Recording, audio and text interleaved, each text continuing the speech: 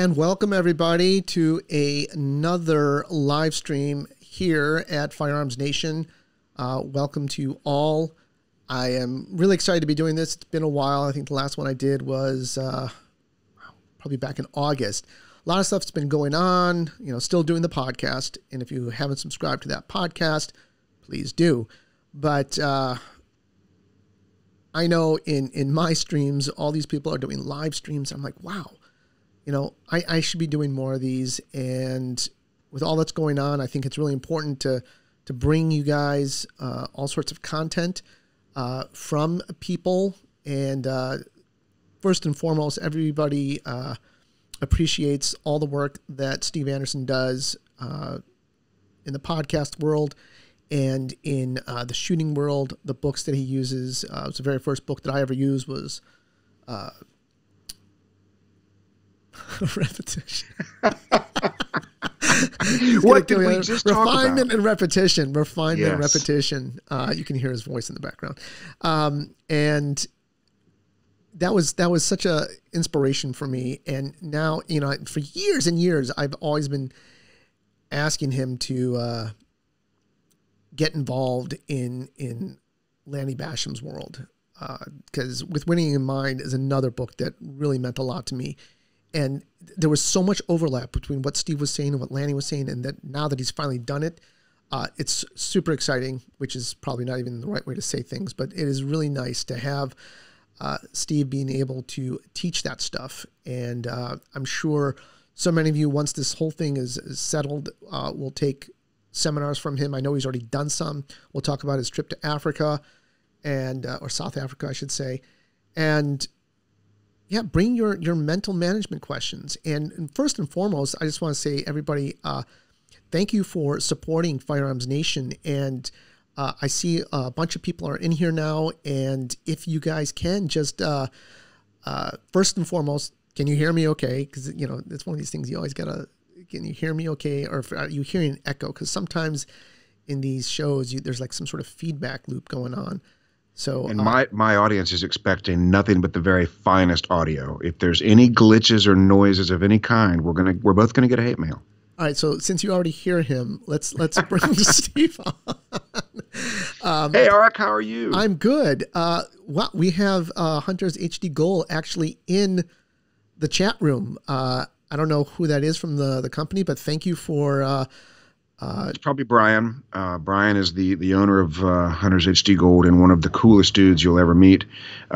Great opportunity to say that he will be shipping a pair of Hunter's HD Gold glasses to one lucky recipient from this program, and the lucky recipient will be the one who asks either the most interesting question or my favorite question, one of the two, whichever scores more points.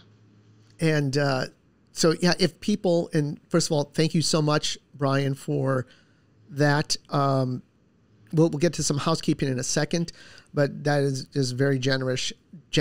And I just want to say that the shooting sports are fantastic, whether it's on the tactical side or the competition side. That the shooting community that we have is amazing, and it sucks that we're all going through this right now, and we're all experiencing different levels of suckitude.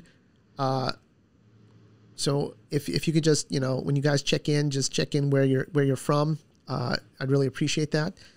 Also, if you don't know this already, but I've given free access to the shooter summits, all three of them. Basically now it'll extend for the duration of this coronavirus. Too many people have lost their jobs. Too many people are going through such horrible times, and some people, have to stay at home all day long. It's over 70 hours of content. Steve has been a part of it. Steve has been super supportive of Firearms Nation, and I can't thank him enough. But I had a whole intro for him, but we threw that away. That's the live world. Sorry, bud. It's okay. I don't like disembodied voices. So, but yeah, you should have told me to stay quiet until you brought me on. I didn't know. I should have muted you.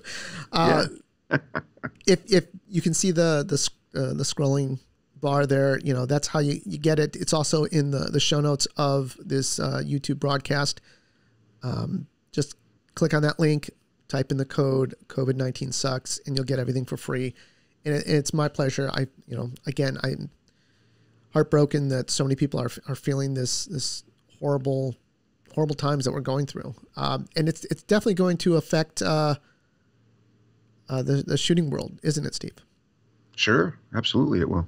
How's it going to be affecting the instruction part? Are you able to travel?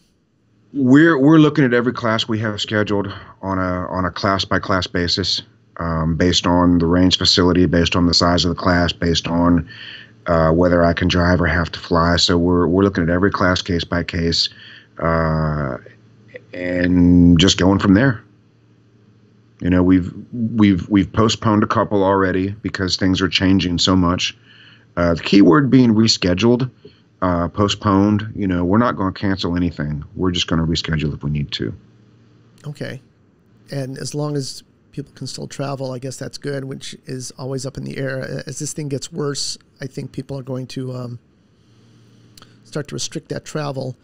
But you're welcome, Sarah. It was my pleasure to bring you the summit. I'm just looking through some of the comments that have been pouring in. Isn't that a disembodied voice you're talking to? I thought you didn't like those. Well, it's kind of different. It's not really a disembodied voice. This is more. It's a disembodied person. That's right. So, folks, if you're watching this live stream, we'll get to your questions soon.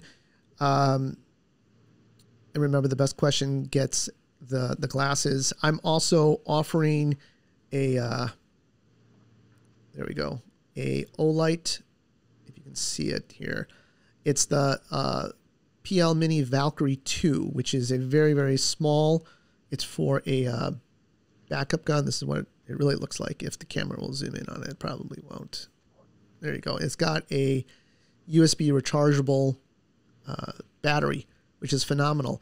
But I'll be giving that away once I break 6,000 subscribers here on YouTube. I'm pretty close to it. So if you haven't subscribed to this YouTube channel, do so. And once I get to that 6,000 level, I will randomly pull a person to win it. So you have to be in it to win it. I guess that's how it is. And of course, hit like on that thumbs up. Lets YouTube know this is a good stream, and maybe they'll show it to other people who are interested in firearms before we go off the air. But anyways, so Steve, so many people are now confined to their homes, and the ranges are closed. You're the known as the dry fire guy. I mean, that's never going to escape you. Now you'll probably be like the mental guy soon, but you're the dry fire guy. I've noticed that your podcast, and if you haven't been listening to that shooting show, you should, because his content is recently been all about how to deal with this. So what are you having people do now that they can't go to a range? Oh, man, that's a tough one. You want to talk about the dry fire side or the mental side first? Let's start by the dry fire side. All right. So there's never been a better time in the history of the world to up your dry fire game that I can remember. If this had happened to me when I had the rage to master or the rage to grandmaster, to make grandmaster, I probably would have reacted a lot differently. I probably would have said, this is a gift from God. I'm going to go to the basement and dry fire. I'll see you in a month. Was probably how I would have reacted. And there may be somebody out there that's reacting like that right now. But there's never been a better time to up your dry fire game. You know, today I talked about how to dry fire while moving, which a lot of people don't do. A lot of folks don't understand how to do that. And of course, we've talked about the 12 drills done standing, as well as match mode dry fire. Never been a better time to start. Never been a better time to increase it. When you say match mode dry fire, what does that mean? So match mode dry fire changes your definition of success. So typically you'd be doing a particular drill like 6 reload 6. Your goal would be to get that to a better par time than you've ever had. 6 reload 6 without a magwell. 3.5 is where it starts to get pretty sporty with a magwell. Under 3, We know a lot of people are down in 2.5, and that's wonderful for the limit of human function. Match mode dry fire changes the definition of success from doing an exercise as quickly as you can do it to mandating that you're going to leave only acceptable hits for a period of time. So now you're going to use a 10-second par time, and you're going to dry fire your entire array back and forth for 10 seconds, leaving only acceptable shots. A lot of times, this is where people learn to make up unacceptable hits on paper. You know, you can tell a intermediate shooter from a good to great shooter by makeups on paper. Can't you have you noticed that at matches? Yes. You know, your beginner to your intermediate is going to throw 2 hopers on paper and shoot the steel till it falls down. Your intermediate to good to great shooter is going to call their shots on steel, not wait around for it. And if they see something funny in the sight picture, they're going to send another one to correct that delta or that mic before the RO finds out about it. And match mode dry fires will learn how to do that. The key to it is not slowing down. The key to it is paying more attention. Many, many people, when they come out of speed mode dry fire, what I advocate is speed mode dry fire, they say, okay, now I got to come back to reality. Now I got to slow down and get my hits. And when you do that, you slow everything down. And if you don't pay more attention, you don't get your hits. So now we've got 2 problems. We've gone slower and we're still not getting our hits, whatever that means. So match mode dry fire is about coming out of good quick speed mode dry fire and correcting errant shots is really what it's about.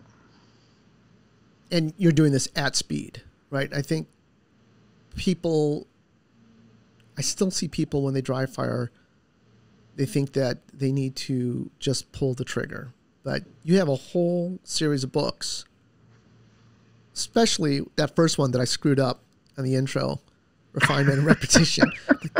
Something in repetition, refinement and repetition. Well, guys, just so you don't know, my favorite thing about Ark Levy is I've given him so many mind-blowing tips. When he repeats them back to me, he can't remember what they're called.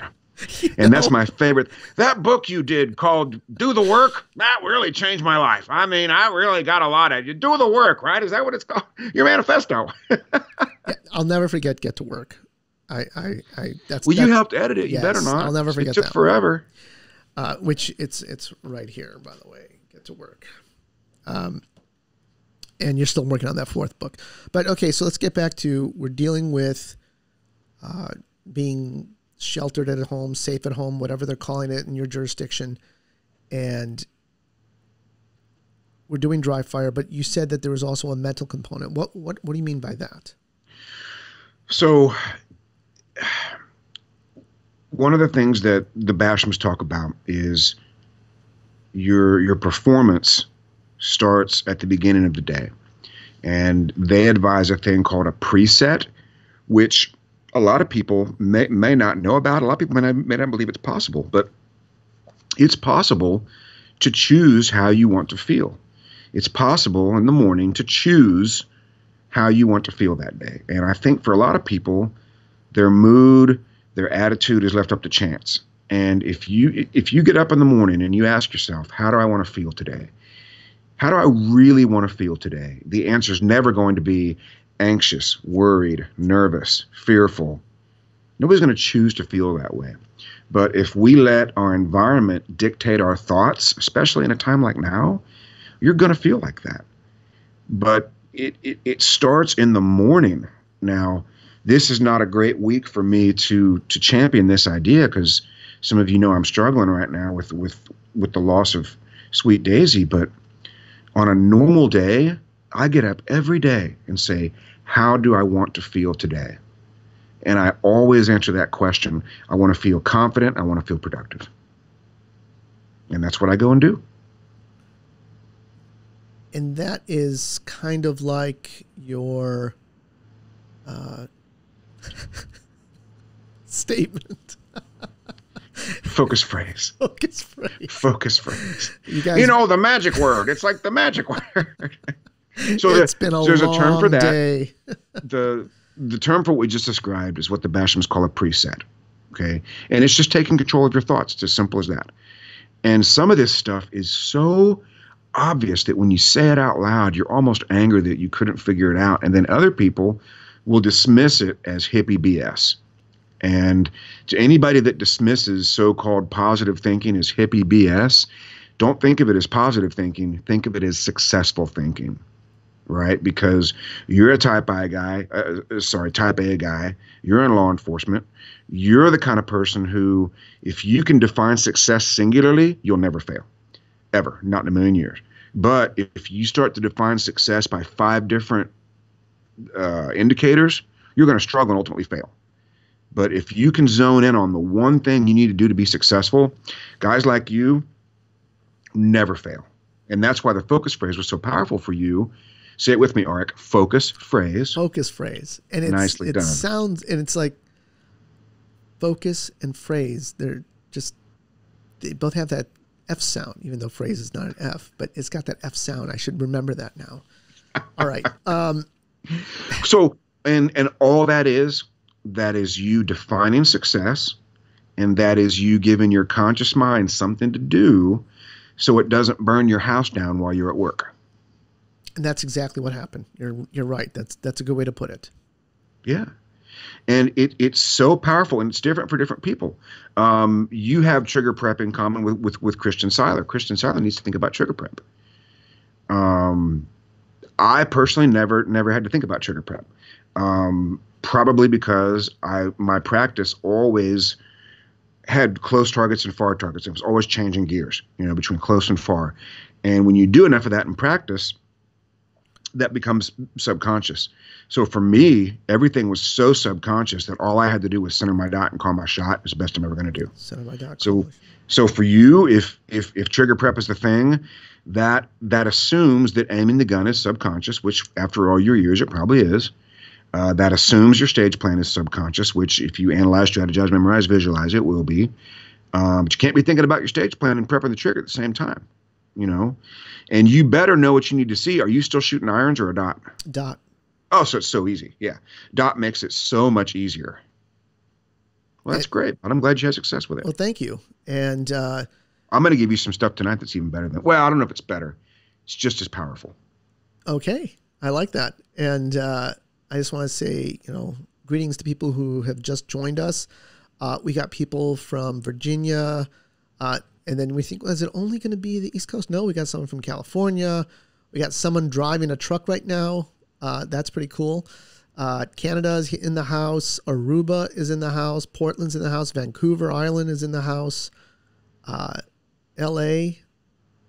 Wow. So we're all over at this point. That's why I did it at 8 o'clock. I figured we'd be able to capture both sides of the coast. But speaking of both sides of the coast, and we'll get to the questions shortly, you've been doing a lot of traveling before this whole craziness happened, which in my lifetime never thought would happen, but you've been doing a lot of traveling. You went to South Africa. What was that like, dealing with a completely different culture, and you were there for a while? It's actually my second time there, and it is one of my favorite places on Earth, with some of my favorite people on the planet.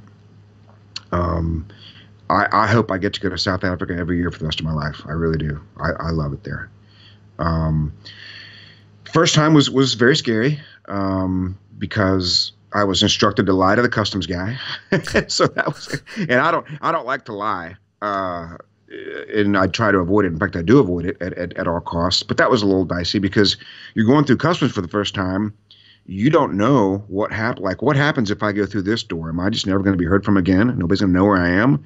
So I got to get through this way where all the other people are going. But it was fine. And the people in South Africa, they are a little bit more laid back than we are in America. They're not in such a great big hurry all the time, like sometimes we are. In fact, they often joke about South African time because not nobody, but a lot of folks get to the matches 15 minutes late. It's just a very, very laid back, very polite society, much more polite. At least what I was exposed to was much more polite. Interesting. Is that what they would say, that they're more polite? They think we're kind of crazy. In fact, my class persona is somewhere between Bob Barker and David Lee Roth. And the first time they see that, I think they think they're watching a cartoon or something. It wasn't quite as pronounced this year, but last year when I came out, it's sort of like half rock and roll show, half comedy act, half shooting class, you know. I'd get some really strange looks, and I think they must have been prepared in advance. You know, this guy's going to sound a little weird to you and a little crazy, but just give him a chance. So yeah, I love South Africa. I mean, say, in terms of shooting, I'm always curious. How is their attitude towards shooting? I mean, if you're in America, you always have that American frame of reference about guns and shooting, and for us, it's easy. You know, go to a range, even if it's just an indoor range, pluck off some rounds. You don't think twice about it. But I just wonder what it's like in different parts of the world. They love it just as much as we do. If not more. And for them, buying a gun is like a silencer is over here. So they go pick out the gun, do the paperwork, wait some amount of time, and then they get it. Once they get it, there are not very many restrictions, as I understand, on what they can do with it. They don't need a concealed carry license. They just need a license for each gun that they buy. And the ranges are plentiful. The ranges are really nice. Most of them have bars that open up when the last shot's fired, which is a little different. Most of our ranges don't have bars. Over there, most of their ranges do have bars, and they have very strict safety rules. You know, nobody drinks till the last shot's fired. But then you just have a big party on the patio, drink a couple of beers. It's wonderful. It's wonderful. That's pretty cool. Stuff like that's always interesting, and I know shooting is shooting around the world, and we're very, very close in that community. So that's cool that you can go in there and be a part of it. Yeah, and there were only a couple of problems. I used the term makeup shot for about a week and a half the first time I was there, until somebody pulled me aside and said, "We don't have any idea what a makeup is." And then we discovered it was called a fill-in. So in South Africa, you have to refer to a makeup shot as a fill-in. Otherwise, they have no clue what you're talking about. A fill-in shot. And every time you say the word yard, they pretend to be confused. They know good and well what I mean when I say a yard, but they still pretend to be confused. Right, because they're on the because they talk about meters. Right. Yeah. But they're in fact, I'm actually sponsoring a South African shooter. Oh, wow. That is very cool. Mm-hmm. All right, let's switch gears, and we're almost ready for the questions. But so guys, be thinking of your questions. I see some coming in right now, and remember, the best question gets that pair. Do you have that pair with you, or is that something that's going to come directly from Hunter? No, so Brian's going to ship those out himself. And the really great part is, if the recipient needs a prescription, he's going to throw that in too. That's very So standard glass is not a problem. Prescription, not a problem. Anything that you can find on the Hunters HD Gold website, he will send to you for free. And guys, if you ever see Brian at a match in the Hunters HD Gold booth, just go up to him and say, "Hey, Anderson said I could borrow a pair," and he'll hand them to you, and you give them back when you're good and done. It's as simple as that. And I would never recommend changing gear prior to or during a match. If you shoot iron sights, these things are virtually mandatory. And if you're using regular sunglasses shooting iron sights, that's not very smart, because you're reducing everything that you see with standard sunglasses. These mute the sun. They sharpen up the contrast, is what I'm looking for. So like if you've ever seen a brown target against a brown berm, sometimes you can't even see the target very well. These glasses, man, it's unbelievable. All right. Mental management. You finally did it. You've become a coach for... Certified mental management instructor. Instructor for Lanny Basham's group. And, he's the one that wrote With Winning in Mind, which I suggest everybody reads. And how did you come about finally doing that? So it's been recommended to me by several people. And it's one of those things that when I first heard it, I knew I'd eventually do it. It's just a question of time. It's very expensive. I tell people that's the most amount of money I've ever given anybody and not driven a vehicle home, because it's very expensive. But it's worth every penny. Just to have the information, let alone to be certified to teach the information, to consider Lanny Bassham a friend, to be able to consult with him is priceless. You just can't put a price on that. But I went and did it, and over the course of 5 very long days with Lanny and with his team, I got certified to be a mental management instructor. Oh, I thought there was more to it than that. Hey, I can keep going. You just got to tell me what you want to hear about. I thought there was a big story coming out of that. So when you find, there's always a big story available. You just got to tell me when you want it. When you finally got there to Mecca and you were with Lanny and you were doing the class, did it just reaffirm pretty much everything that you were thinking about and talking about, or did it open new avenues for you? Well, it's fascinating when you sit down with somebody whose material you think you know pretty well, and then when you find out which parts they think are the most important, it really changes things, right? So the Bashams believe that there are 3 phases to a task: anticipation, action, and reinforcement. Now, Arik, which one of those do you think is most important? I'm going to say reinforcement. You're absolutely right. And that's the thing that most people leave out, right? Most people don't know what to think about before they do something. They think they know what to think about while they're doing it. That'd be the action phase.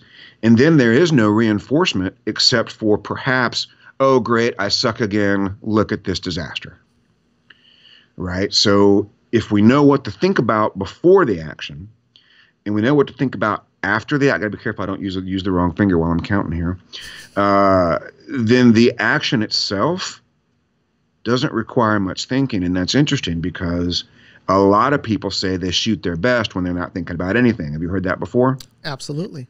It's wonderful. The problem is, how do you induce it on demand? It's not possible to induce a state of thinking about nothing reliably, consistently every single time.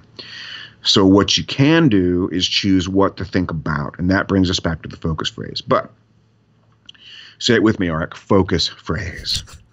The 2 F's. Focus phrase. Focus phrase. The F in focus phrase. We got to be careful with that. That'll get us in big trouble. Yes. But the reinforcement is critical because the anticipation affects the current task. The action is the current task. The reinforcement is likely to affect future tasks. And that's why the reinforcement part is so critical. And I'm going to give you guys a freebie, okay? And I want you to try this with your law enforcement shooters. Now, when you see them, what level are they at? Are they new? Are they trying to qualify? Or where are they at? All levels.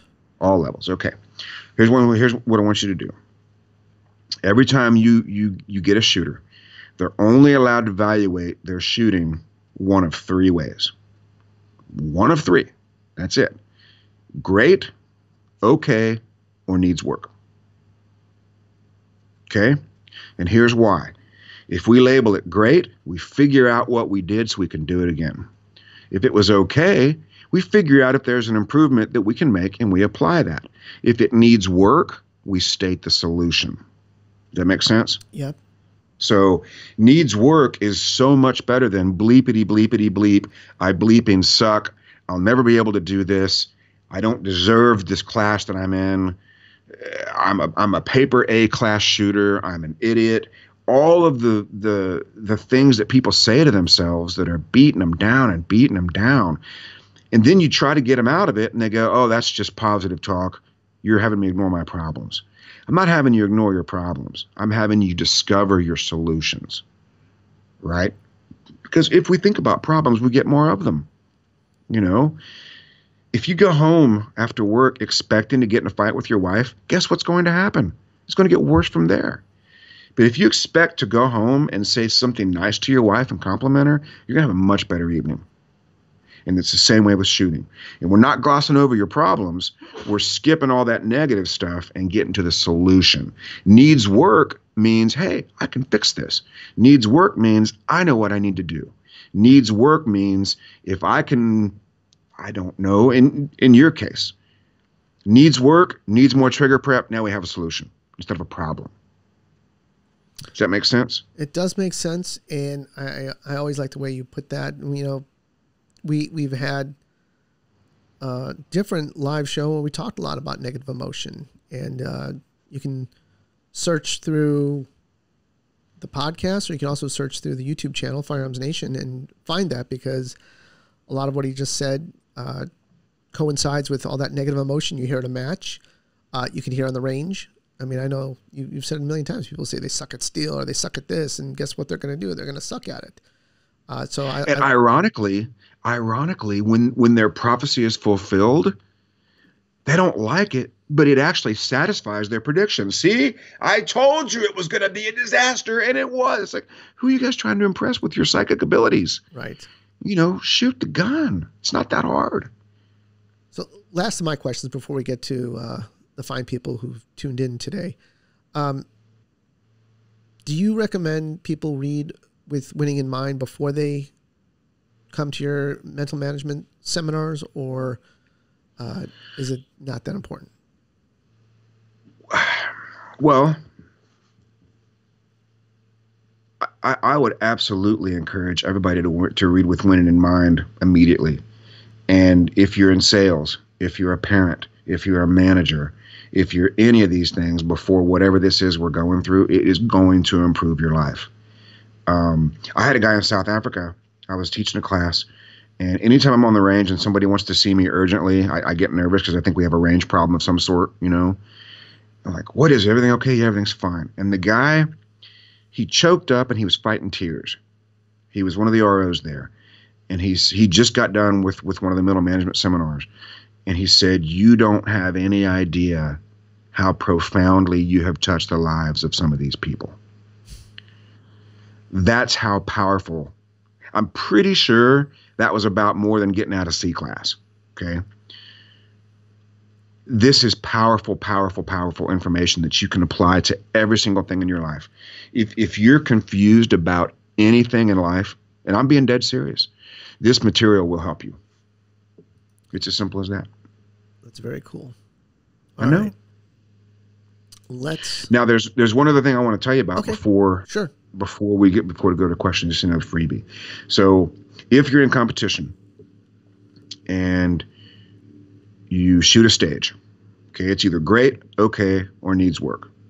Okay. Now, knowing you, for you, it's always going to be either okay or needs work. You'll be reluctant to let it be great, I'm guessing. Okay. Don't be afraid of greatness. When you shoot a great run, I want you to relive it with a mental reshoot based on what you did, not necessarily what happened. Does that make sense? It makes sense. I got to tell you, though, so past matches, though, I've been feeling great. Good. Well, that's phenomenal. Not good. Great. That's wonderful. So when somebody gives you a compliment, I want you to add comma by using my process. Somebody says to you, all right, you burn that stage to the ground. In your mind, you go comma by using my process. Because if you hear that 3 or 4 times, you might begin to think that your excrement doesn't violate your nasal senses. And you may begin to think that you're untouchable. Well, you are untouchable as long as you follow that process. But you got to make sure that when you process something as great, that you give credit to your process, not some magical outcome fairy. Does that make sense? It makes sense. And I'll use that and the focus thingy all the time. And there's one more. One more. I'm writing this down. If your run was okay or needs work, I want you to do a mental reshoot immediately and apply the correction. In your head. Okay. Right. It's just like the visualization you're going to do prior to shooting. Okay. You go through a run, you have an accuracy problem. It's always going to be visual patience at your level, right? It's the only problem you're ever going to have. Well, outside of you've got a trigger prep issue. That's a little bit different. Most people, the only problem they're ever going to have is a lack of visual patience. That's where your penalty shots come from. It's where your misses come from. It's where deltas come from, all the rest of it. So you're going to do a mental reshoot to apply the correction. Because remember, reinforcement is what's likely to affect future action, right? So if we reinforce the imprint of doing something well, we carry that imprint of doing something well to the next activity. It's very, very important. I like that. That's, guys, I hope you're all taking notes, and we'll get to your questions now, but this is really good stuff coming from Steve Anderson, who and if we can ever find a place to do it, I got 6 hours of this stuff, and every minute is more mind-blowing than the last. And it's not a credit to me. It's a credit to Lanny Bassham, who invented this stuff and proved it over and over and over again. Well, this will pass, and all this stuff will start up again, and we'll get after it. Before we get to the questions, just want to say thank you again to Hunters HD Gold for giving away the glasses as a prize. And all right, let's start looking through these questions. I want to go back to the beginning. I don't know if this is a question or not, but tell us about the wolf whistle. Is that an inside thing? The wolf whistle? This is from Chad. Chad says, tell us about the wolf whistle. I'm pretty sure I know who that is, but I'm not sure what he's referring to. See if you can get a follow-up out of him. All right, Chad. We want to follow up on this. Okay, so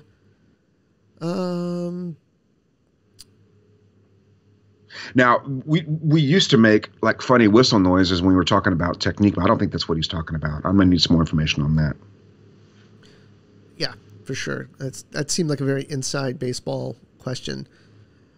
Should we set up, let me put it up here. Should we set up classifiers to practice live fire? My ranges are still open to members, but only practicing social distancing. So if you're gonna practice a classifier, it's important to define success, and here's why. If you set up, let's just say the L-Pres, everybody knows what the L-Pres is. If you set up and you run that in 7.5 seconds with all A's, you're going to go, that was great, but it was too slow. And then you're going to run it in 6.5 seconds with a mic. And then you're going to go, well, that was terrible. That was horrible. And then you're going to run it slower, and you're going to run it in 8 seconds with all A's again, and then you're going to be even madder because you haven't defined success. And that's the big problem with running the stage over any stage, running a stage over and over and over again. I would rather see you practice elements of the classifier than I would have you shoot the whole thing over and over again. One of the things we do in my advanced class is we take one of the classifiers that has a bunch of movement in it. You know, most of them don't, but this particular classifier has a bunch of movement in it, and I've got the hit factors for all the different classes written down on a cheat sheet. So we run it once for score, and then we figure out what time you need to be a grandmaster in your division. And then we figure out what it feels like to perform it in that amount of time. Does that make sense? So we've defined success at achieving a speed goal first. Because we know these guys, most of these guys in the advanced class are going to be A class or better. So we know they can hit the targets. That's not going to be a problem. But they need to leave sooner, they need to shoot sooner, they need to transition sooner, they need to do a bunch of things sooner. And until they know what it feels like to perform at that level, there's really no point in running that thing over and over again, because you're just going to be disappointed every time. I mean, haven't you done that in practice, Arik? Oh, yeah. Haven't you had a slow, sloppy run? A slow, accurate run, which is no good, and then a fast, sloppy run, which is no good, and you're just never happy. So we identify the goal first. What defines success? Because it's very, very difficult to get faster and more accurate at the same time short term. In fact, I don't think it's possible. Outside of shot calling is the only environment where that's possible. Brian wants to know, is it important to change targets when doing drills 1, I guess you meant to say through 12, for example, partial, zebra, and that's in refinement and that repetition. Refinement. 1 through 12. Just call it Steve Anderson's dry fire book. The first book. So what a great question. That totally depends. I would rather see targets changed up during the match mode dry fire portion, but if partials are a weakness of yours, then absolutely put those things in there. I had a shooter once a long time ago call me right after class, and he says, Steve, you got to help me. Man, these partials are just eating my lunch. And I say, how much dry fire are you doing on partial targets? And he goes, none. I said, well, then you need to live in a world full of partials. You need to live in that world so that when you see one, it's normal. So yes, Mr. Question Asker, I think it was Brian Schaefer, I thought I saw. Yeah, I think it was. All right. So absolutely. If those targets are a problem for you, then by all means put them in there. However, dry firing on partials exclusively could wind up slowing you down. We don't want to teach you. Ideally, if you're going to mix those up, we need to do just that, mix them up so that you've got some number of open targets, some number of partials, because we don't want you to shoot open targets exactly the same way you shoot partials per se, especially if they're tight partials. Patrick Kennedy asks, this would be a good one. If you had to pick one of your books, Steve, and you can only pick one, and it's a desert island, and this is the only book you'll ever read for the rest of your life. No, I'm adding that part. Oh. But which one? Hey, we're not too far from there, pal. We're getting pretty close to those circumstances. Which one would it be? Oh, man, I suppose it depends on your personality. If you're not a very creative person, then refinement repetition for sure. If you're creative and I suppose able to design some of your own drills, then I would choose Get to Work, because as you know, Arik, Get to Work was designed to take something very simple, shoot the targets. It gets real complicated. Do this, do that, do this thing, do that thing, do this stage plan, do that, do the reload, do the draw, to take it and return it back to simplicity of just shooting the targets. So that was my goal for that book. So probably as a standalone book, you have to give that one the nod. It's your manifesto. It's my manifesto, especially when you get the name right, bud. If you just want to get started getting better, refinement repetition is probably a much easier thing to do. Some people like to read. Some people like to do drills. Some people like to do both. If you like to read, get to work. If you just want to do the drills, refinement repetition. And then the one in the middle that everybody leaves out is fascinating to me, because here I am, the first grandmaster in Ohio, and I can't figure out why I'm getting beat in Pennsylvania or why I'm getting beat in Indiana. It doesn't make any sense to me. And so I had to kind of go down that road. That book features an interview with Lanny Bassham. That was the beginning of my relationship with Lanny. I just called him up one day. What's he going to do? Hang up on me? You know? Well, he could have. He could have. All right. Sarah is asking, talk about mental management the night before a big match. How do you settle the mind knowing you put practice in doesn't always work for her? All right. So for starters, confidence is at least 30% of performance. And the higher you go up in measurable skill, the more important confidence is. Does that make sense? Yeah, we talked about that. Yep, absolutely. Okay. All right. So you've got to do things which increase confidence and avoid things which diminish confidence. Anxiety is usually a fear of the unknown. So the night before a match, you can actually visualize or rehearse getting to the range, going to the safe area, getting to your first stage, things of that nature. And then what I always recommend people do is establish why they're going to the match and put it within their control, right? If you say to yourself, I'm going to win this match at all costs, that's going to be a problem, because that's not within your control. Now, your performance is within your control, but ultimate victory never is. All right. I'm sure I've told the story on this show at some point about the match in Georgia that I had to win. Yes. Did I tell you that story? Okay, so we won't go down that road, but suffice to say, there was a match in Georgia that I absolutely had to win. I had to. Only match I've ever had to win. So I'm actually in the shower the night before. You don't have to do it in the shower. but this is just where it happened to me. And I'm doing the shower thing. Anderson, you've got to win this match. You've got to. Yeah, I know. I appreciate that. I've been thinking about that a bunch. Thanks for reminding me. Appreciate that. That's what your mind does to you, right? If you don't control it, you get all these what ifs. And then I start thinking, well, if KCU CBO shows up or if Dave Savizny shows up, they'll probably give me a pass. So I don't really need to win. I just need to shoot my best. Okay, now we're getting somewhere. I like where this is going. So how do you do that? Well, you do that by calling every shot. Okay, so here's what we'll say to ourselves. I will shoot my best by calling every shot.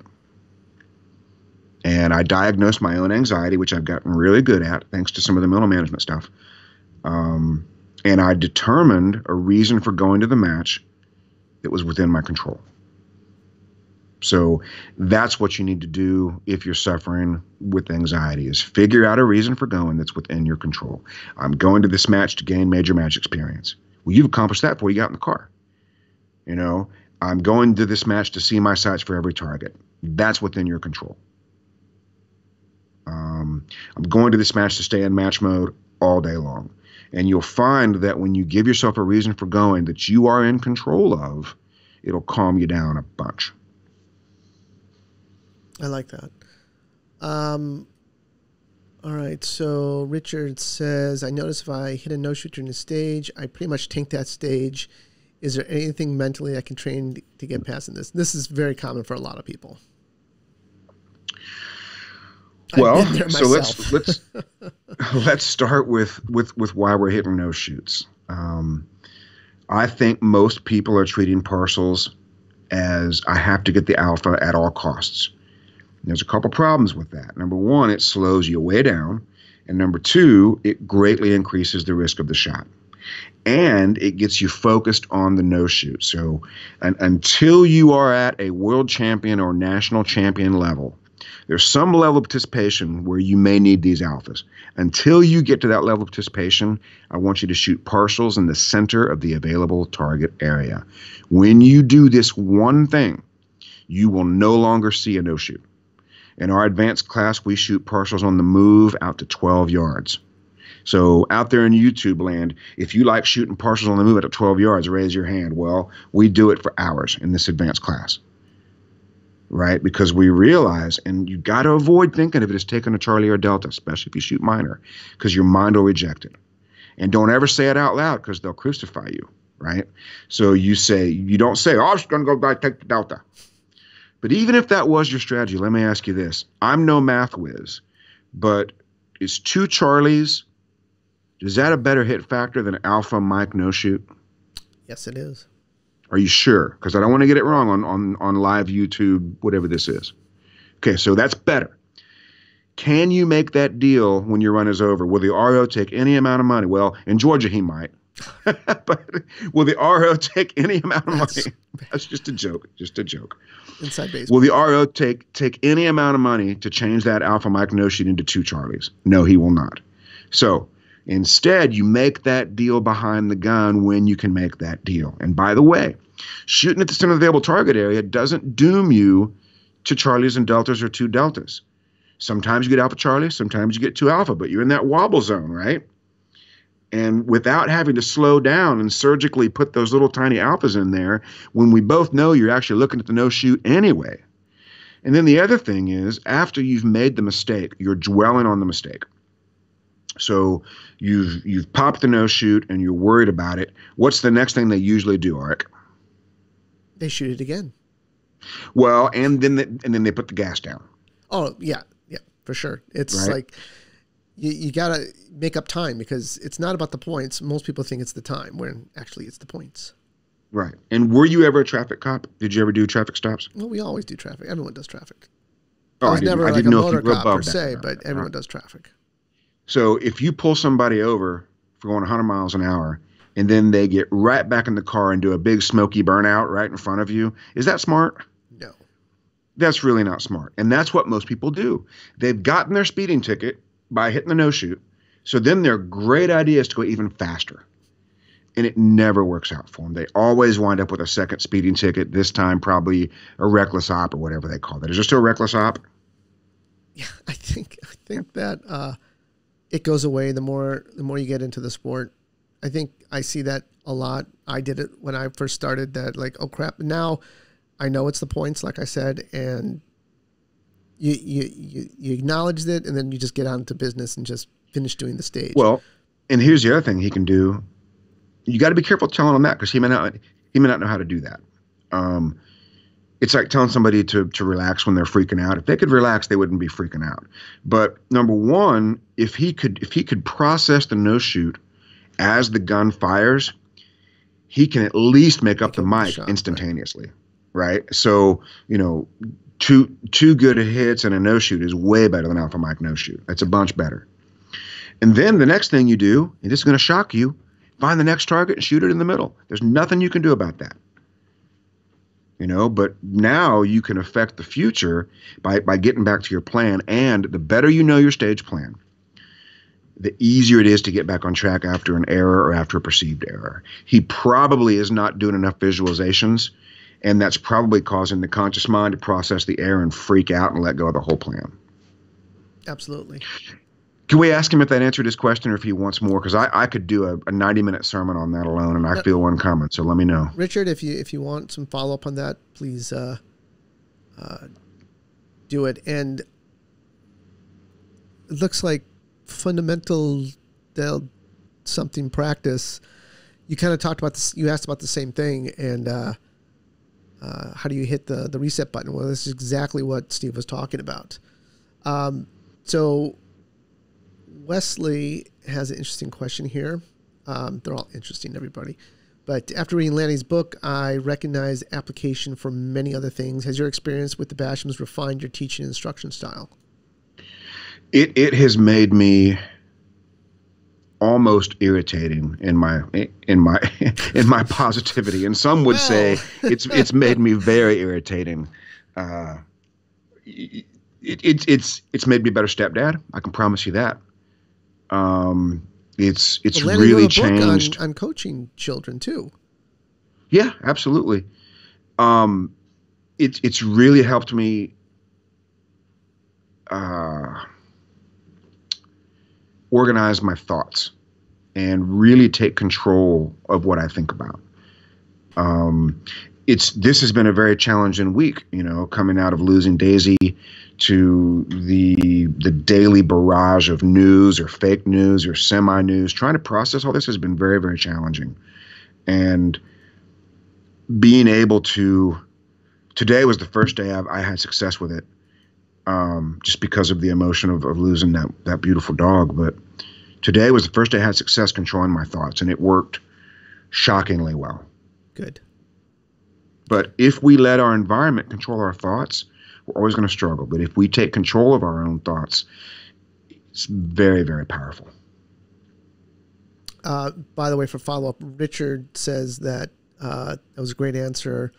A lot of stuff that he needs to change, and he thanks you. So well, and the other thing I wanted to remind him of is that mental reshoot, right? So after they score the run, you're going to redo the run in your head, just like your primary visualization. You're going to do a mental reshoot in your head and apply the correction. That way you come away from the stage not with a problem, but with a solution. Otherwise, you carry the problem with you to the next stage. If you identify the problem, state the solution, then you carry the solution to the next stage. Okay. Moving right along here. Ron says, what is the best method mentally or to mentally warm up for a match?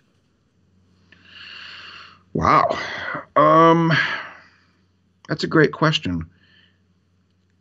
I suppose the stronger your match mode, I would guess the less mental warm up you would need. And a lot of it depends on where you're at in your, I suppose, mental game evolution, right? If you follow my match mode, which is analyze, strategize, memorize, visualize, I never needed any warm-up to be able to do those things, but it did take me a while to learn how to do them well. So I suppose I would say get to your first stage early, do your analyzation from the written stage briefing, make your stage plan according to your strengths, look for ways to keep moving, and then just visualize that stage until it's your time to shoot. And I don't think people visualize enough. And I had a big breakthrough with a shooter. I can picture him, but I can't think of his name. He struggled on our first stage, and then we do it again with only a mental correction. And I said, how many times did you visualize it? He goes, oh, I'm good. No, seriously, how many times did you visualize it? Probably 3. So what I've been telling people is get to 10, do it again, and keep going. And on your first stage, you must presume that you're going to go first. You must. You must get to that first stage, and you need to be so ready to go that you're almost disappointed if they don't call your name out first. Just assume you're going first. And get there, do your analyze, strategize, memorize, visualize, get to 10, do it again, and keep going. And that'll help you a bunch. You could probably run through some stuff in your mind if you wanted to. I never needed to do that personally, but there were times I needed to tell myself, I'm going to this match to call every shot. I will shoot my best by calling every shot. You can call that a mental warm-up if you want to. All right. Oh, and you can also take control, just like we talked about with the preset. You can choose how you want to feel, and you can choose how you want to shoot. That's also very powerful. William Edmonds says that your podcast and his dry fire has kept him sane for the last month. Thank you. But his question is, can you go a deep dive on grip? Where are you applying leverage on the gun? I'm not one of those guys that gets into super technical grip stuff. There are better people than me if you want to get into the minutia of grip. All I know is if you're right-handed and you're holding that gun, that left hand has got nothing to do except anchor that gun. That right hand still has to work the trigger. All right. So it's always going to be more on the weak hand side. I also think it's important. Many people don't get enough weak hand actually on the gun. I don't know if you can see this, but I'll just show you this way. Can you see any of that, Arik? Barely, but we can see it. Okay. So just think of it this way. Many people will take their weak hand and all it does is cover up the strong hand. You got to make sure that the heel of that weak hand actually touches the gun. Does that make sense? Yeah. So if you're running grip tape or have a really aggressive grip surface, you want to make sure that the heel of the weak hand is actually touching the gun. Because I've seen so many times they get that weak hand so far forward that all it does is mash onto the strong hand. Okay, you got to make sure the weak hand's actually touching the gun. But I would encourage you, there's a bunch of people have done a bunch of videos on grip.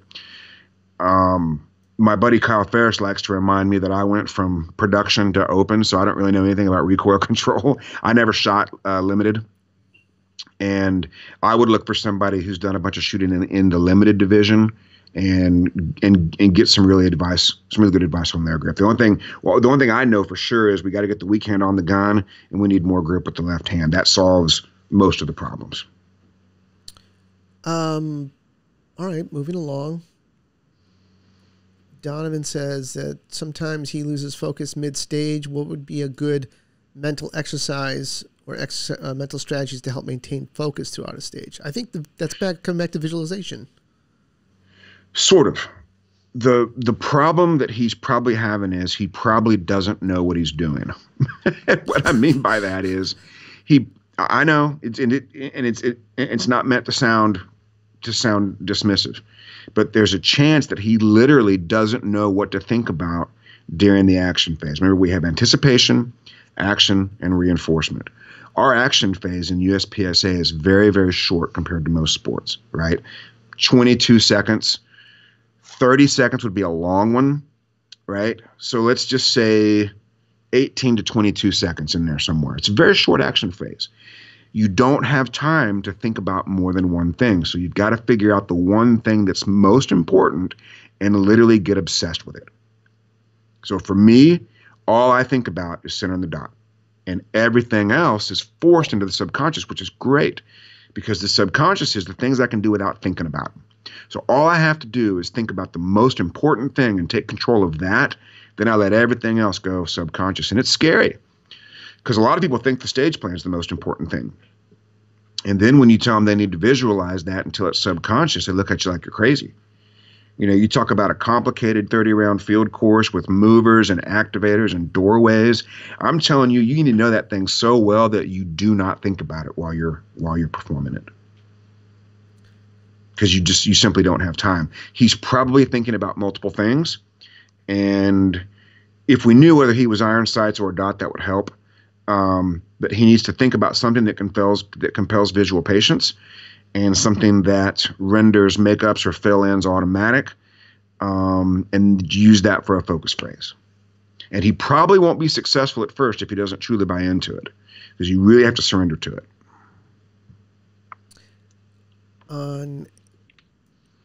Christopher wants to know on any given drill, say 6 reload 6. Obviously, there's a difference between par times of the dry fire and live fire.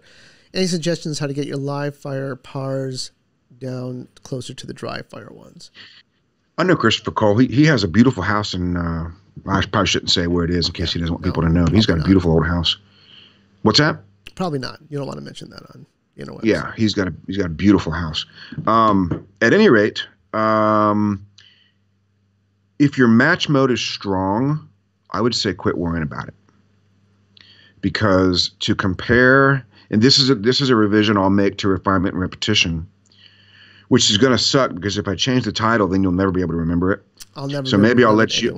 Should it be refinement and revision, or revisions and repetitions? What do you think we should call it? For refinement and repetition. At least that way you'll know. Yeah. So one of the things I'll do in that book is I will disencourage people from even worrying about it.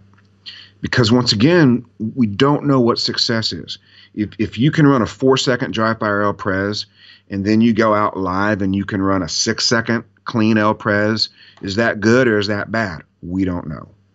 What I do know is that anything you want to do in live fire, you need to do it 25 to 30% faster in dry fire. I definitely know that. So I would say, Chris, as long as those times are both coming down, I think you're in good shape. I wouldn't worry too much about the correlation, because if we worry too much about the correlation, we'd be tempted to do one of two things, maybe both.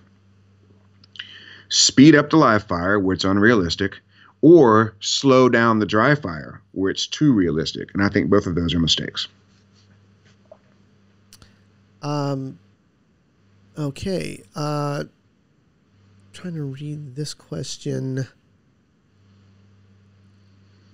Do you see a difference? This is from Hammy. Do you see a difference from the drills, whether they're for concealed carry defensive and not for competition, or do competition drills carry over into the defensive carry? Absolutely they can. But again, we have to define success. In competition, we always have to be getting faster. And short term, it's perfectly acceptable to give up a little bit of accuracy to get a lot of speed. Short term. And I don't want this taken out of context. I'm not telling people to practice missing. I'm telling them to be okay with an occasional miss if you're getting massively faster. And then you have to determine in your defensive or tactical world whether you're smart enough to employ that mindset successfully. Meaning, if you were to, I have a buddy in Florida who can dry fire the El Pres in 2.5 seconds. You ought to see it. It's amazing. I know. If he were to go to a match and try to do that in 2.5 seconds, it would be a disaster, an absolute disaster. But if he goes through and shoots it in match mode, which is seeing what he needs to see for every single shot, he's going to get, I promise you, a 100% run virtually every time, because I think open gives you just over 4 seconds with all A's. So if he can do it 2.5, and then add 1.5 seconds of visual patience to that over the course of 12 shots, he's going to be in great shape. In your tactical defensive world, you've got to be smart enough to hit the match mode switch back on before you holster up that concealed carry gun, which means I'm not going to pull the trigger according to my dry fire cadence. I'm going to pull the trigger according to what I see. And they could totally do match mode practice, using shot up targets on the front and virgin targets on the back. How cool would it be to set up a little defensive scenario, whatever number of shots you want, and then just ask yourself, were those good shots? By however you define a good shot, were those good shots? I'll tell you, from my perspective, it's easy to go back and forth simply because at the end of the day, shooting is shooting. And when there's tactics, it's tactics. And, if I need to use cover, I'll use cover or whatever. I kind of recognize that fact. But at the end of the day, I always say this, the competition makes you a better shooter. 100%. Because no question. Because one, you're putting in, I see the competition guys putting in a lot of time because they want to get better and they want to win. And then sometimes you get other benefits from it. But also, you get that stress. It's just like if you do a martial art and you never spar. Well, you're never going to put yourself under that stress of someone who's opposing you. So how are you going to know what to do when it really happens? So stress is good. It's good stress on you to make you a better shooter. So yeah, I think competition's great. Well, and what's cool about stress is an amplifier of whatever's in your mind. So if you are nervous, if you're fearful, if you're anxious, stress is going to amplify all of that. If you are confident and you are well trained and you know exactly how to think, stress is going to magnify that. And that's why it's so careful. We got to be so careful what's in our brain, because stress and pressure will amplify it. And we notice this during this lockdown stuff, right? If our thoughts aren't focused, the pressure of this situation and the uncertainty of it, it's a nightmare for the mind. But if we take control of those thoughts and choose what to think about, how to think about it, and focus on things we can control, such as, it's noon, I probably should put pants on, right? That's a great place to start. Then you can take control of those thoughts, and the scenario is not near as scary and not near as uncertain. How are you doing on time? I'm great. Okay. We'll go for a little bit longer, guys. We got tons of questions here. I'm trying to get to all of them. And I know some people have repeated. And, the nice thing about this is these questions will remain. So Steve can respond to these on YouTube, or he can respond to them on the show. You can certainly email them to me. I needed a couple of days off at the beginning of the week, as we discussed, but I'm good enough now to continue, and I managed to get my thoughts under control after a couple of days. It was hard because emotion clouds logic, and there was no getting rid of this emotion. But at any rate, email me those questions, steve@andersonshooting.com, and whatever we don't get to today, or if you have a follow-up question, we can do it as long as we want on the podcast. And they can also go to your new website to connect. Yeah. The new website's neat. I have to promote your new website. Yeah. Shanae from South Africa mentioned to me at the end of the last trip that the website could use a little freshening up. And she said she'd put something together and we'd take a look at it. I think it's great. Mike Elliott has done my website for years, and he's too busy. He has a very demanding job. He was just too busy to fine tune it and do updates and things of that nature. So we want to thank Mike Elliott for all of his years of service. He did a phenomenal job. But Shanae has much, much more time, and so we'll be able to do regular updates. Okay, just a couple more questions. So this kind of reached out. So he's thanking us for the show. But how do you maximize innovation in your training? How do you increase the frequency of breakthroughs? Are we talking for me as somebody who tries to help people, or for a shooter? I don't know. Let's answer it both ways. Okay. Super easy. It's right here. Can you see that? Is that in focus? Is it on the screen? No, it's not on screen. Oh, I'm going wrong. There it's we called go. The timer. This device here. This device will always let you know if you're doing something correctly or incorrectly, but you have to listen to it or the target. Looking at both of them at the same time is always going to be a challenge. And it can be done successfully, but you have to be smart about it. But when you're training, you need to always be looking at the timer or the target for success. The mistake most people make, once again, is they want success immediately in the timer and the target. One easy way to get around this is to make the shooting very easy. That way the target isn't quite so judgeful, I suppose would be one way to look at it. The other thing you can do is just quit pasting the target. That helps a bunch, right? Set up a little 3 or 4 target drill. I like drills with a small number of targets because we can do more reps of them. Because the more reps you do, the quicker you get in the subconscious mind, the better it stays there. And just quit pasting the targets. And just go push and push and push. Start with something that takes you 6 seconds. All right, well, what's in this drill? What can I do sooner? Well, you can always react to the timer sooner. You can always get the gun up sooner. You can always transition between the targets sooner. And if you quit thinking about faster and instead start thinking about sooner and get your success from this guy right here, the amglab.com commander. Oh, sorry about the noise, Ark. I apologize. It's okay. Then you can always find success. But if you're looking for success in the timer and the target, it's going to be very frustrating for you. So that's how you get innovation. That's how you get breakthroughs. You take a thing that you can do in 4 seconds, find a way to get a 399. Get a 399, find a way to get a 398. But don't complain if you get a delta in that process, because that's not what you were trying to do. You were trying to get it down, get the time down. And I'm not telling you to practice sloppy shooting. I'm not doing that. What I'm telling you to do is to figure out how to do things sooner and let the timer tell you when you're successful. Okay. Sorry, I didn't mean to get fired up. No, I like it when you're fired up. I like this one. Royal says, when I'm visualizing not to tell myself to do something specific, keep the gun up, i.e. keep the gun up.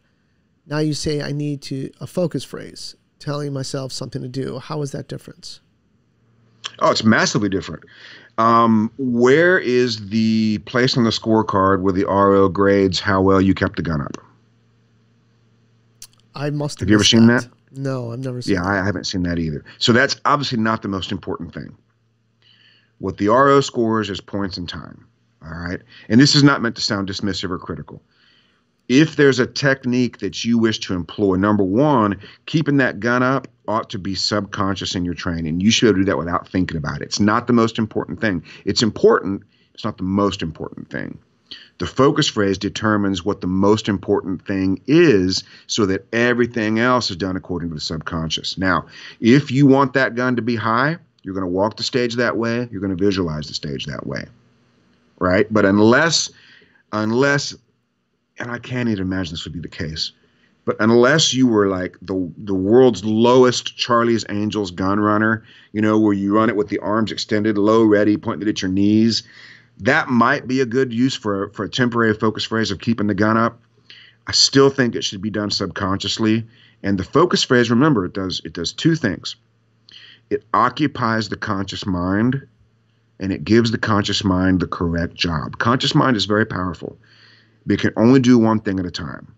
So if you tell yourself, keep the gun up, keep the gun up, keep the gun up, what's going to happen is you're going to run through that stage like this with the gun really high, and you're not going to shoot very well.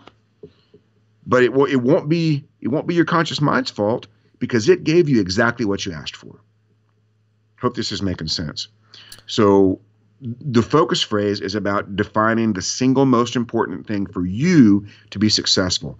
RX shooting a dot. RX been shooting forever. He can aim the gun subconsciously. He obviously doesn't have a visual patience problem. So for him, prepping the trigger was more important than centering the dot. Me personally, my trigger prep's always been nice and subconscious. Never had an issue. So for me, all I had to do was make sure I was visually patient enough to center the dot and watch it lift. Solves if you do your memorization and most important, your visualization. So your visualization needs to be silent. Okay. Just maybe a couple more. I don't want to repeat people who've already asked the question. Like I said, Steve will see. I'll just get more fired up. It'll be great. Well, no, I know, but we're trying to be fair for the most interesting, best question, I guess. So that's why it's not how many times you can ask a question. So Seth is asking, have you ever tried using the end of the second beep for your par time? I've been having trouble hearing a 0.6, 0.7. I tried saying the par at 0.4 for 0.7, and it seems like it's easier to judge. Hey, if we know the par tone is 3 cents of a second long, and it's that way on every timer, and that's working for you, then by all means have at it. For me, on the .6 presentations, I always beat them so decisively that it wasn't an issue.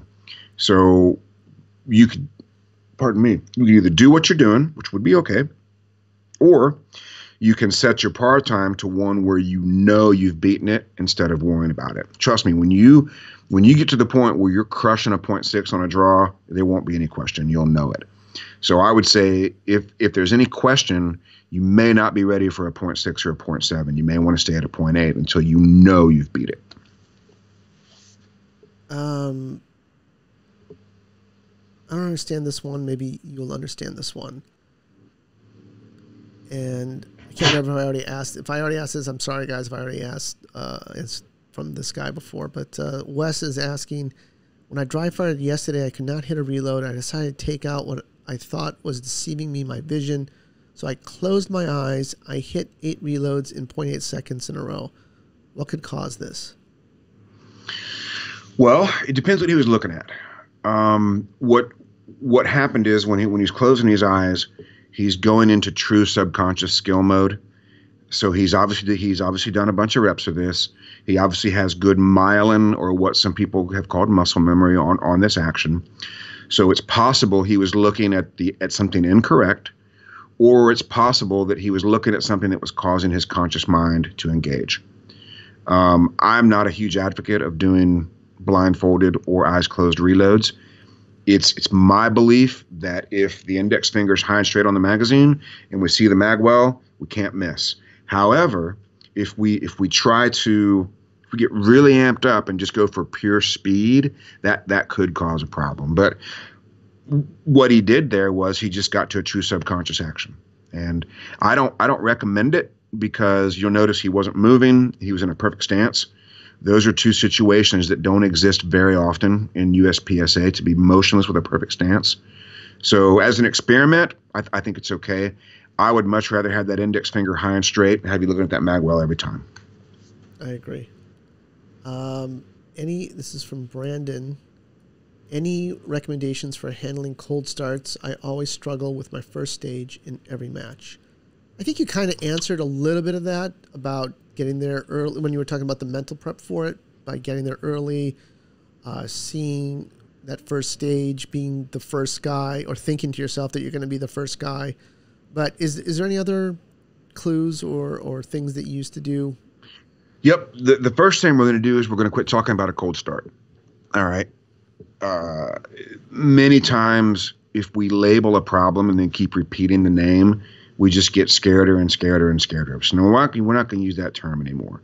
All right. Let's instead call it consistent performance from the beginning. Let's just call it that.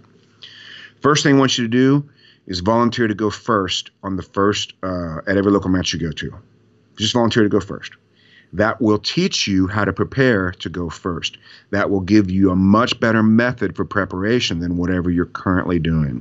You're going to analyze, strategize, memorize, visualize. Okay, now here's the good news.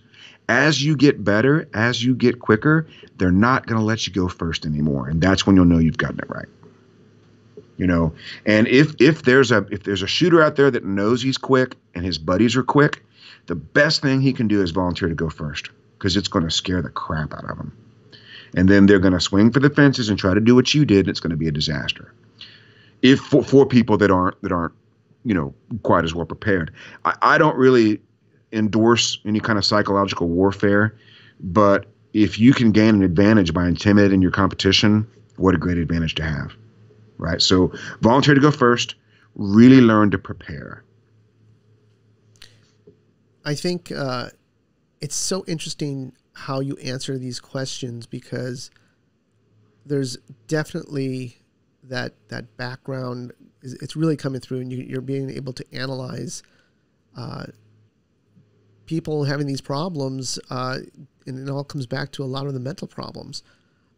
So it's guys, it's worthwhile to reach out to Steve. You know, he does all these things. He does consulting. He does dry fire tune-ups and reviewing your match footage. So take advantage of it. And if not, I mean, because look, right now we can't get to a class, we can't get to a range.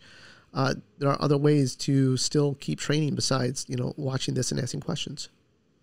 Yeah, and this, for somebody that has the rage to master, I'm not going to call this a gift, but it's certainly an opportunity. I mean, how many times have we sat around going, man, if I could only get 30 days of not having to go to work, I could really accomplish something great. Well, guess what you've got? You may have 30 days of not having to go to work. And I'm not suggesting that's ideal, but I am suggesting if you have the rage to master and you really want to get great at this, 30 days is a lot of time to work. You could do dry fire 2-a-days for 30 days and probably get up at least one class if you do it correctly. All right. Are you going to make the announcement on the live stream, or are you going to take time to review the questions off screen? Man, I know I put you on a lot of pressure. I didn't know. No, it's fine. It's fine. Ahead of time how you were going to do it. I think my favorite one was the guy that said, I've been telling myself to hold the gun up high, and now you're telling me I need a focus phrase. I like that one the most because that really exemplifies. That would be Royal. Royal. Yeah, that really exemplifies what people don't understand about the mental game. Okay, so you have to remember you've got 3 processes: conscious mind, subconscious mind, self-image. Okay, conscious mind. What do I think about? How do I think about it? How much mental energy do I expend?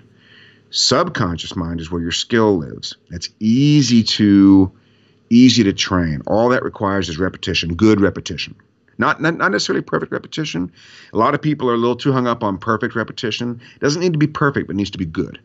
Okay?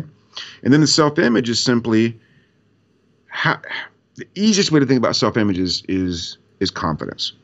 Okay? And what this gentleman's doing is he's putting too much on his conscious mind. He's giving his conscious mind too much stuff to do. He's thinking about holding the gun high. Then he gets up on the stage. He doesn't really know what to think about. So the focus phrase simply defines what the most important thing to do is and the execution of which is most likely to give us success. And I want to thank him for the opportunity to mention that, and that's why it's my favorite question. So what he needs to do, Royale, is it Royale or Royal? With cheese, a Royale with cheese. Yeah, it's a Royale with HG Hunter's Gold is what it is.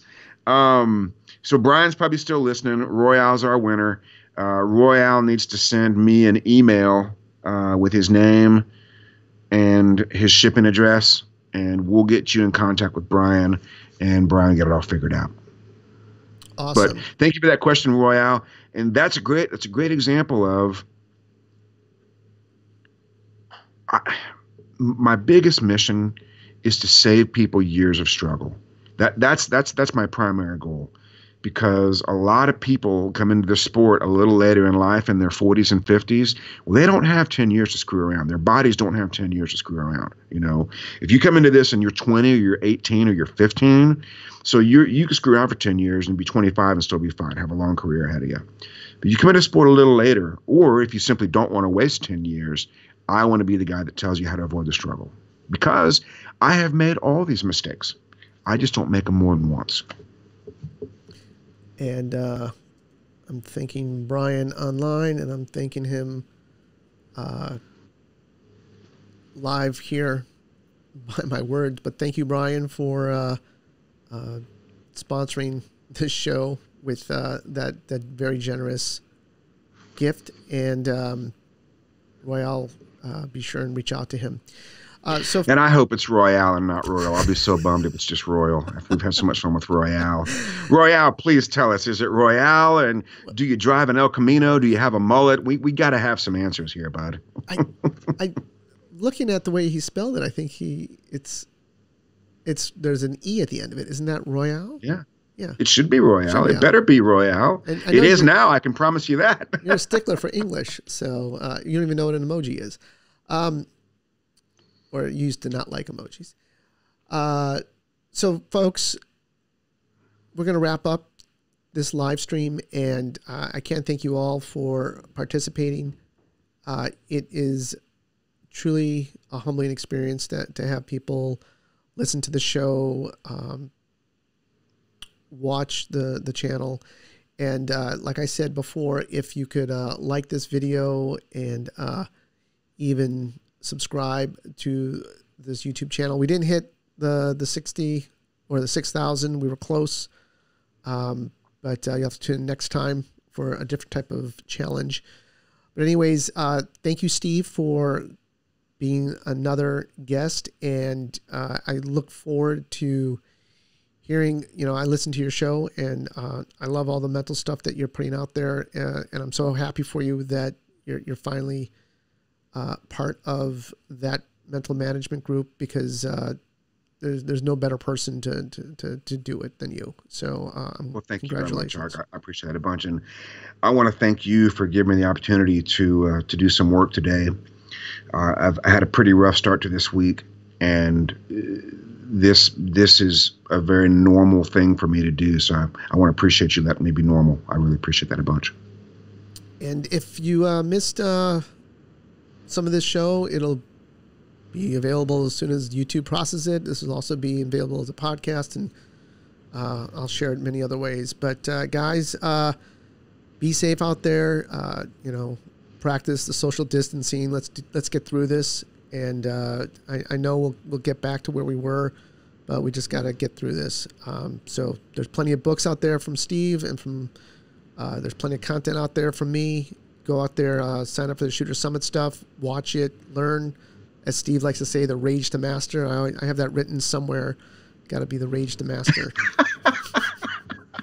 So before we go, I want people to understand that rage to master is simply when you want something so bad that it's difficult to think of anything else. It was me when I was playing guitar. Put out my first self-released album when I was 16 years old. It was me when I got an open gun. I didn't put the thing down for 9 months. And then 9 months later, I was a GM. That's the rage to master. So if you've got it, you know what it feels like. Well, now's the time. It's a great time to get on it. And we're just going to finish up with one thing. Royale says his name is Royal. So now we know. Then he doesn't get the glasses. Sorry, bud. Nope. No, we'll make sure he gets them. We'll just make sure he gets Royale, E with an umlaut or an apostrophe or whatever sets it apart. Okay, everybody, you've been great, terrific. Thank you so much for stopping by and sharing your evening with us. Like I said, be safe out there, and we'll talk to you soon. Bye-bye. Bye, guys. Thanks a lot.